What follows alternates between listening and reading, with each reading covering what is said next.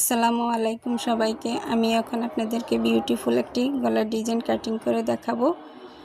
প্রথমে আমি বক্রমটিকে দুই ভাঁজে ভাঁজ করে নিয়েছি। তারপর আমি বক্রমটিতে 3 ইঞ্চি চড়া এবং লম্বা 4 ইঞ্চিতে নিয়ে নিয়েছি।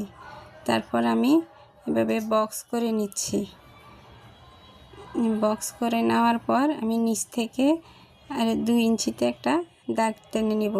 তারপর আমি 1 ইঞ্চি চড়াতে একটা দাগ দিয়ে নিব।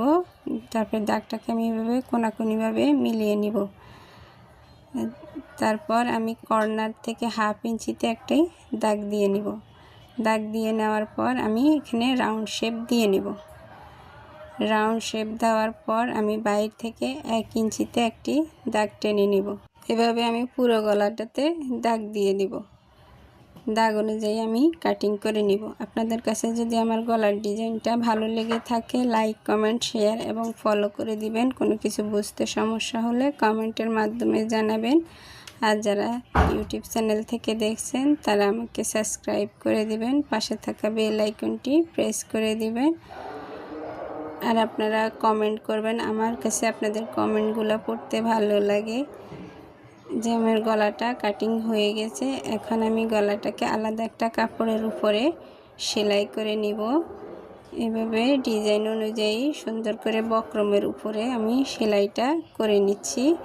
তারপর আমি বাড়তি কাপড়গুলো অফ ক্যামেরাতে কাটিং করে নিলাম। এখন আমি বক্রমের উপরে ভাঁজ করে সাইডের যে 1/2 ইঞ্চি কাপড় রেখেছি কাপড়টির উপরে সেলাই করে নিব। তারপর আমি বক্রমটাকে জামার গলার উপরে বসিয়ে নিব। এখন আমি একদম বক্রমের কিনারায় কাপড়ের উপরে সেলাইটা দিচ্ছি। সেলাইটা যেন বক্রমের উপরে না উঠে সেটা খেয়াল রাখতে হবে, তাহলে গলার ফিনিশিংটা সুন্দর আসবে না। এইভাবে আমি কাপড়ের উপরে সেলাই করে নিলাম। এখন আমি চাকান কেটে নিব। সুন্দর করে পুরো জামাটাতে চাকান কেটে নিয়েছি। এখন আমি গলাটাকে এভাবে সোজা সাইডে নিয়ে এসেছি। এখন আমি চাপ সেলাই দিয়ে নিলাম গলার কিনারায়। চাপ সেলাই দিয়ে নেওয়ার পর আমি এখানে খালি জায়গাটাতে পার্ল বসিয়ে নিব। যে এইভাবে প্লাস্টিকের যে পার্লগুলো আছে আমি এগুলোকে সেলাই করে নিলাম সুই সুতার মাধ্যমে।